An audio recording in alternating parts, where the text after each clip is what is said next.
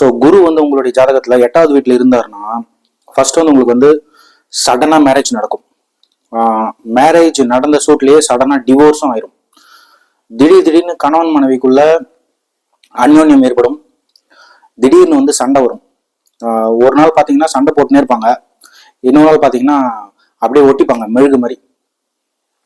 அந்த மாதிரி சூழ்நிலைகள் உண்டாகும். ஸோ ஜூபிட்டர் வந்து 8வது வீட்டில் இருந்துச்சு அப்படின்னா 8th ஹவுஸ்ல ஒரு சில சடன் ஈவெண்ட்ஸை வந்து கொண்டு வரும். அதே மாதிரி பக்தி விஷயங்களுக்கு அதிகமாக செலவு பண்ணக்கூடிய நபர்களாக இருப்பார்கள். நிறைய சேரிட்டிக்கு வந்து டொனேஷன்ஸ்லாம் கொடுக்கக்கூடிய ஆட்களாக விளங்குவார்கள். அப்புறம் இவங்களோட வெல்த் வந்து கொஞ்சம் அதிகமாகவும் கம்மியாகும், ஃப்ளக்சுவேட் ஆகிட்டே இருக்கும் இந்த மாதிரி விஷயங்கள். அப்புறம் வந்து ஃபாரினுக்கு வந்து திடீர்னு போவாங்க, திடீர்னு வந்து சொந்த ஊருக்கு வந்துடுவாங்க இந்த மாதிரி விஷயங்கள். அப்புறம் வந்து வெளிநாட்டில் வந்து ஒரு சில ரியல் எஸ்டேட் விஷயங்களில் ஈடுபடக்கூடிய சூழ்நிலைகள். அப்புறம் பார்த்தீங்கன்னா வந்து வெளிநாட்டு சொத்துக்கள் மூலமா வருமானம், இந்த மாதிரி விஷயங்கள் வந்து நடக்கிறதுக்கான வாய்ப்புகள் கண்டிப்பாக இருக்கிறது. ஸோ குரு வந்து 8வது வீட்டில் இருந்தால் என்ன பலன்கள் அப்படின்றத பற்றி நான் வந்து கொஞ்சம் விளக்கம் தான் கொடுத்துருக்கேன். இதை பற்றி ஃபுல்லாக சொல்கிறேன், வீடியோவை ஸ்கிப் பண்ணாமல் பாருங்கள், ஃபுல் அனாலிசிஸ் பண்ணுறேன். அப்புறம் வந்து இன்னொரு முக்கியமான விஷயம், நான் வந்து ஆஸ்ட்ராலஜி கிளாஸ் வந்து ஸ்டார்ட் பண்ணியிருக்கேன். பேசிக் ஆஸ்ட்ராலஜி, அப்புறம் வந்து எக்ஸ்பர்ட் இன் ஆஸ்ட்ராலஜி, டிஎன்ஏ ஆஸ்ட்ராலஜி, இந்த 3 கோர்ஸ் வச்சுருக்கேன். நம்ம வந்து ஆன்லைனில் பண்ணிகிட்ருக்கோம்.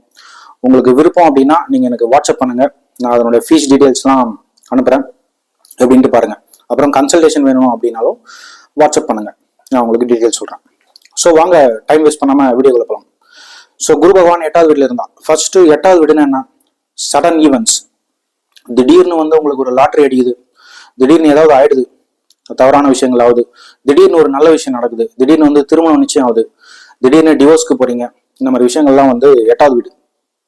ஸோ இது வந்து கவர்மெண்ட்டுடைய டாக்ஸஸை குறிக்கக்கூடிய ஒரு வீடு. ஏதாவது ஒரு சடன் ஈவெண்ட்ஸ், அதெல்லாம் வந்து 8வது வீடு.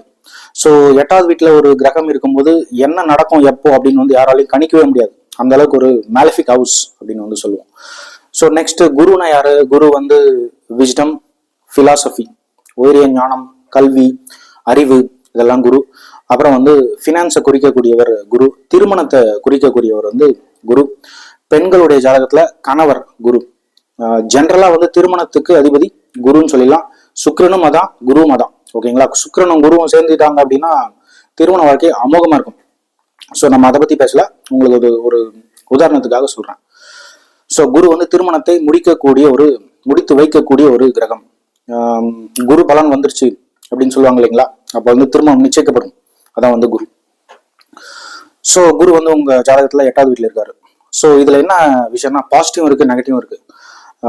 குரு வந்து 8ல் இருந்துச்சு அப்படின்னா, குரு தசை நடக்குது அப்படின்னா, இல்ல கோச்சாரத்துல வந்து உங்க ஜாதகத்துல இருக்கக்கூடிய குரு வந்து கோச்சார குரு வந்து தொடுது அப்படின்னா டக்குன்னு வந்து மேரேஜ் ஃபிக்ஸ் ஆயிரும்.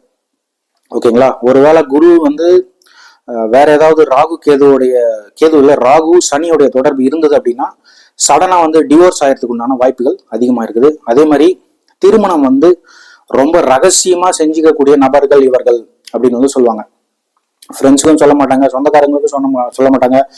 அரேஞ்ச்டு மேரேஜா இருந்தா கூட ரொம்ப வந்து சீக்ரெட்டான திருமணம் நடக்கக்கூடிய வாய்ப்புகள் அதிகமாக இருக்கிறது அப்படின்னு வந்து சொல்லிடலாம். காரணம் பார்த்தீங்கன்னா 8வது வீடு வந்து இந்த சீக்ரெசியை குறிக்கக்கூடிய ஒரு வீடு. ரகசியமான விஷயங்கள் அதெல்லாம் வந்து 8வது வீடு. ஸோ 8வது வீட்டை அனலைஸ் பண்ணீங்கன்னா நீங்க என்னென்ன ரகசியம்லாம் பண்றீங்க அப்படின்னு வந்து தெரிஞ்சிடும். ஸோ இந்த வந்து 8வது வீட்டில் குரு இருக்கும்போது இந்த மாதிரி சூழ்நிலைகள் உருவாக்குறதுக்கான வாய்ப்புகள் அதிகமாக இருக்குது. அதே மாதிரி மனக்கசப்பு வரும், அது டக்குன்னு சரியாயிடும். ஸோ அந்த மனக்கசப்பு வந்து சரியாகலன்னா டிவோர்ஸ்ல கொண்டு போயிட்டு விட்டுடும். சடனா டிவோர்ஸ் வாங்கிட்டு ஓடிடுவாங்க.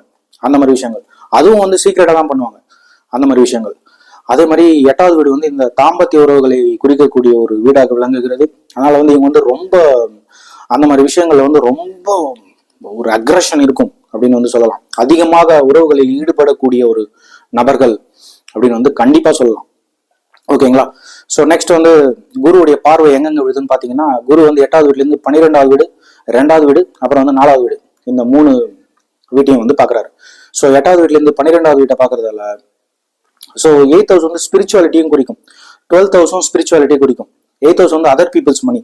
ஸோ இதுல சூட்சம் என்னன்னா 8ல் வந்து குரு இருந்தது அப்படின்னா இந்த 8வது வீடு வந்து உங்களுடைய ஸ்பவுஸுடைய ஜாயிண்ட் அசெட்ஸ், ஜாயிண்ட் மணி இதெல்லாம். ஸோ என்ன ஆகும் அப்படின்னா நீங்க ஆணாக இருந்தால் மனைவியுடைய பணத்தை எடுத்து இந்த ஸ்பிரிச்சுவல் விஷயங்களுக்கு செலவு பண்றது, டொனேஷன் பண்றது, இந்த மாதிரி விஷயங்கள் பண்ணுவீங்க. அப்புறம் நீங்க பெண்ணாக இருந்தா கணவருடைய பணத்தை எடுத்து இந்த பக்தி காரியங்களுக்கு வந்து செலவு பண்ணிடுவீங்க, டொனேஷன் வந்து நிறைய கொடுப்பீங்க அப்படின்னு வந்து சொல்லலாம். ஏதாவது ஒரு வழியில வந்து பணம் வந்து லாஸ் ஆகும். ஆனா நல்ல விஷயங்களுக்கு லாஸ் ஆகும். அது ஒரு பாசிட்டிவ் விஷயம், நல்ல விஷயம் தானே. நிறைய ஊதாரித்தனமா செலவு பண்றதை விட நல்ல விஷயத்துக்கு பண்ணீங்கன்னா உங்களுக்கு புண்ணியம் கிடைக்கும். ஓகேங்களா. நெக்ஸ்ட் வந்து 8வது வீட்ல இருந்து 2வது வீட்டை பார்க்கும்போது குடும்பஸ்தானம், குடும்பம் வந்து ஓரளவுக்கு நல்லா இருக்கும் அப்படின்னு வந்து சொல்லலாம். அதே மாதிரி வெல்த்ல வந்து ஃபிளக்சுவேஷன்ஸ் கண்டிப்பா இருக்கும். ஏன்னா வந்து 8வது வீடு வந்து ஃபிளக்சுவேஷன்ஸ். ஸோ 8வது வீட்ல இருந்து 2வது வீட்டை பார்க்கறதால பணத்துல வந்து திடீர்னு பணம் வரும், திடீர்னு வந்து பணம் காலியாயிடும், இந்த மாதிரி சூழ்நிலைகள் உருவாகும் அப்படின்னு சொல்லலாம். குடும்ப உறவுகள் நல்லா இருக்கும் அப்படின்னு சொல்லலாம். ஏன்னா குரு வந்து சுபர். அந்த 8வது வீட்டுக்குரிய மேலிஃபிக் விஷயத்த, தவறான விஷயங்களை வந்து கண்ட்ரோல் பண்ணிடுவார் அப்படின்னு வந்து சொல்லிடலாம். ஸோ நெக்ஸ்ட் வந்து 8வது வீட்டுல இருந்து குரு வந்து 4வது வீட்டை பாக்குறாரு. 4வது வீடு வந்து உங்களுடைய பூர்வீக சொத்து. ஸோ பூர்வீக சொத்து இருக்கும்னு சொல்லலாம், ஆனா திடீர்னு வந்து போயிடும் அப்படின்னு வந்து சொல்லலாம்.